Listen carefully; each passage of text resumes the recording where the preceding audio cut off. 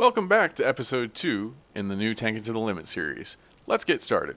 As you remember from last episode, by clicking the cogwheel in the upper left hand corner, it brings up this dialog box, which allows you to access several different things. You can also do this by just simply hitting the escape key.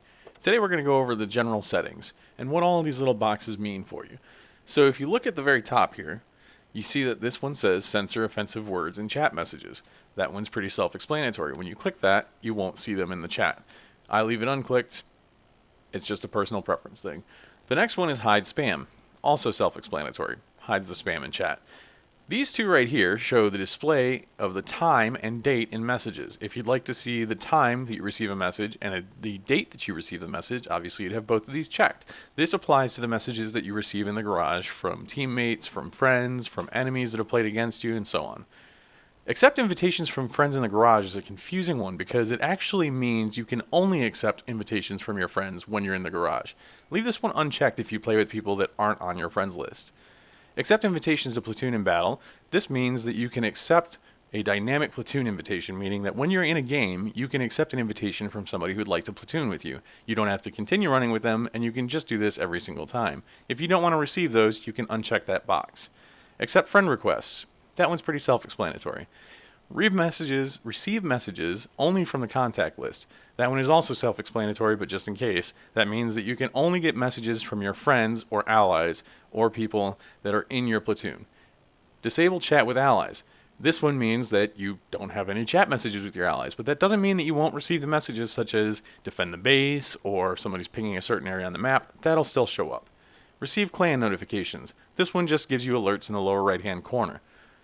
This one down here, this box that says random battle types, that one allows you to select what type of battle you will get when you click the battle button in the upper part of the screen here.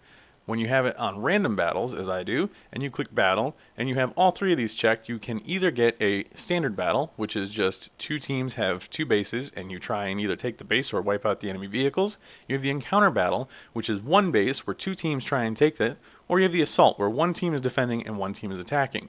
These are based on the tiers that your vehicles are at. You can't play encounter until you reach tier 4 and higher. You can't play assault until you reach tier 6 and higher. I leave these unchecked when I'm on my primary account, and we will do that here. Now you can see that I've unchecked these, and this box down here clicking that says apply is open for me to click. You click that, and it saves the settings.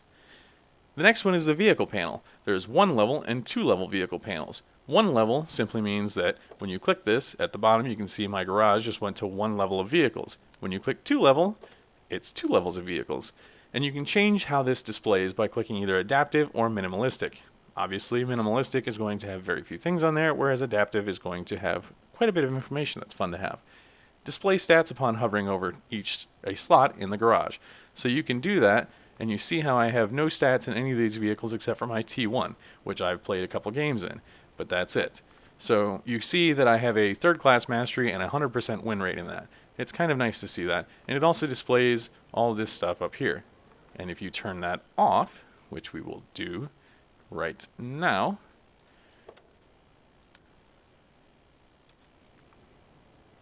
you see that I don't get any of the additional information.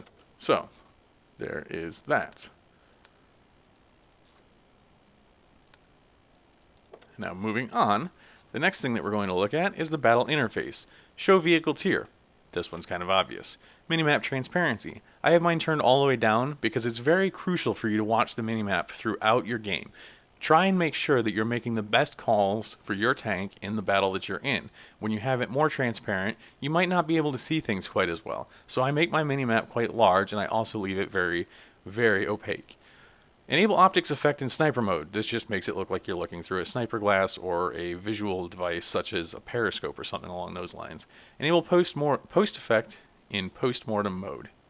So this one is a little bit trickier, and it changes the way that your screen shows up once you've died. I don't particularly have one way or the other that I like to leave that on. So we'll move on to the next one here, which is show post-mortem vehicle mode that show in post-mortem mode vehicle that destroyed your vehicle. Sorry about that. So what this does is essentially a kill cam as you would know it from playing other games. So when you get killed by an enemy tank, it will show that tank after you've died. I leave this unchecked because I just think that it's a little bit tedious to sit there and watch a tank that's moving around and shooting at other enemies and possibly getting shot by other tanks. So I don't particularly like seeing it. You can leave that on if you'd like, or you can leave it off. The one thing about leaving it off is it immediately allows you to switch to a different ally if you'd like to continue in the game, or if you're playing with platoon mates. Enable a dynamic camera is sort of an effect that happens when you're playing the game. It will kind of add a little bit of a screen shake to it. I personally can't use it. I can't go too in depth into how it looks in the game because, like I said, I can't really use it. It starts to make me nauseous after a while. That's something that you can turn on and try it for yourself. Horizontal stabilization in sniper mode. This means that when you're looking through your optics, it helps stabilize the horizontal movement of your vehicle, so you won't have quite as much shake. It's nice when you're using a tank that maybe you go over the hills with and you're just poking down on something, so I leave that one on. This one is something that's very nice to have, and a lot of people don't realize it until they've played quite a few games. So the enable 16 and 25 times optics magnification means when you're in sniper mode, if you have this box unchecked, the maximum you'll get is 8 times magnification. When you turn these on, you can get a much better look at something that might be 2, 3, 400 meters away. So I leave that on so that I can get the best possible aim point, because it's very crucial to aim in this game. The next one is restrict the toggling of the sniper mode to the shift key. What that means is when you use your mouse scroll wheel, that's what allows you to zoom in and out when you're in the sniper mode. Now, if you leave this so that it's unchecked, you won't have to use the shift key to switch between the arcade and sniper mode. Arcade is when you're just looking at the tank, sniper mode is when you're looking through optics. Now, I leave this clicked because if I'm moving quickly and I zoom in and out, I don't want it to go back to my tank and struggle to get to that ×2 magnification. So this allows me to zoom all the way out without actually going back into arcade mode. Now, enable server reticle is a very confusing one because most people don't fully understand what this is. But what's happening is when you're playing the game, you might have a different visual of where your reticle is aiming than what the server itself actually sees. Since this is a server-based game, it might be nice to have the server reticle on when you're trying to perhaps look around certain corners, or if you're trying to see if you can get over a hill or something. Then you will know exactly what the server is seeing versus what you would see and what actually happens. If you have some weird instances where you fire and the shell doesn't go exactly within the bloom, or maybe it goes a little bit off of where you're aiming, that could be because the server had a different reading than you did. Show vehicle markers on the battle score panel. The battle score panel is a thin strip at the very top of the screen that shows the score as well as the types of vehicles. I leave this one on here because I like to know exactly what we have left on both teams, and it's a good way to start the game too is by checking the top bar to see what kind of enemies you'll be up against. Display camera direction beam on the minimap. This is an interesting one because this one shows you the line for where your camera is looking at any point in the game on the minimap. It's very effective if you're trying to line up your shot with maybe a tank that's disappeared off the minimap, or if you just kind of want to see where exactly your friendlies are at and then in orientation to your tank. It's nice to have that.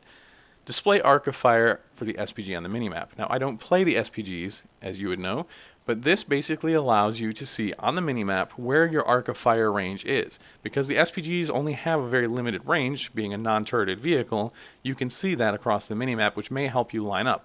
Because if you play SPGs, you'll find out pretty quickly that every time you move outside of the arc, you have to move the vehicle, and when you do this, it causes the bloom or the dispersion on your shot to go much larger.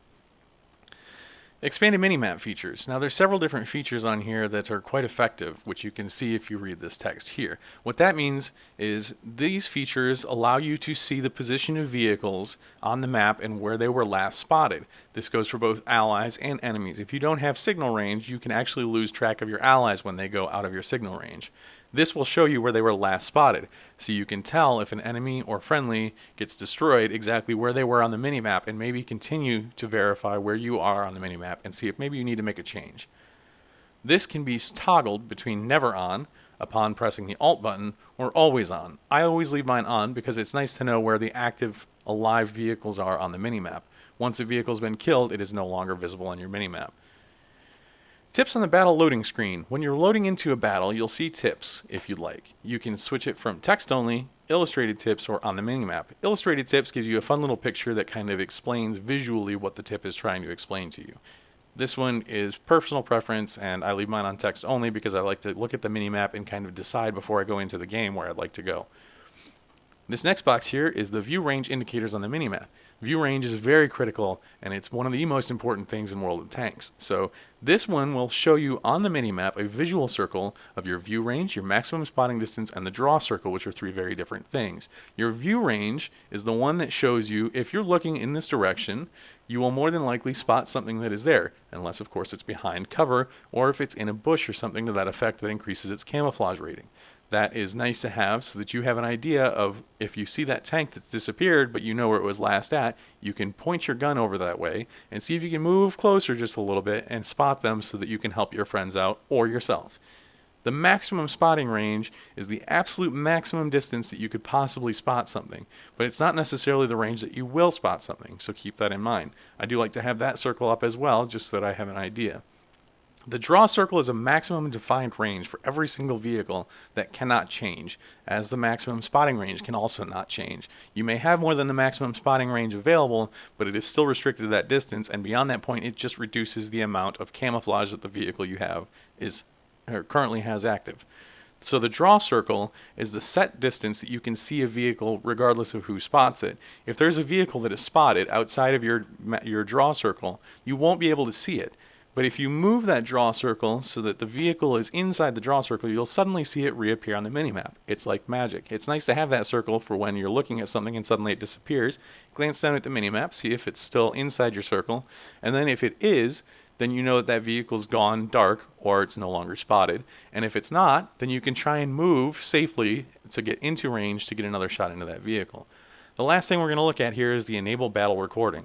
What this does is every single game you play can be recorded. I leave mine set to all. You can turn this off if you don't like having recordings stowed away on your computer somewhere, or you can just have it record your last battle. The reason I leave this on all is maybe I'll have a really great game, but I'm playing non-stop. I'm game after game playing with friends, or I'm playing on the stream or something to that effect. I like to leave it on all because I might forget about something that I wanted to save for later, and then I can go back and find that replay and then pull it aside so that I can save it for everybody else. And then the very last thing here is the display marks of excellence. Marks of excellence are a fantastic thing. I want to give a shout out to Skill4LTU, who's got the most marks on any server in the world currently, and he is at 238 3-marked vehicles. This means that he has done better than 95% of the combined spotting and assistance and direct damage, 95% better than 238 different tank players. So you can leave this on, and what that does is it puts a little barrel on it. It puts a little mark on the barrel of the tank. So it could be a star, it could be just circles. The Swedish tanks, you might see yellow rings. Everybody refers to those as onion rings. The British tanks, it's a white circle, and the American tanks, it's a white star. Russian tanks, it's a red star, and the Japanese have, I believe they're either little hatchets or flags. I've not actually paid that close of attention to it, but it's something fun to see on every tank. If you don't feel like seeing that on the tanks, then you can always uncheck this box. But that's going to wrap it up for today.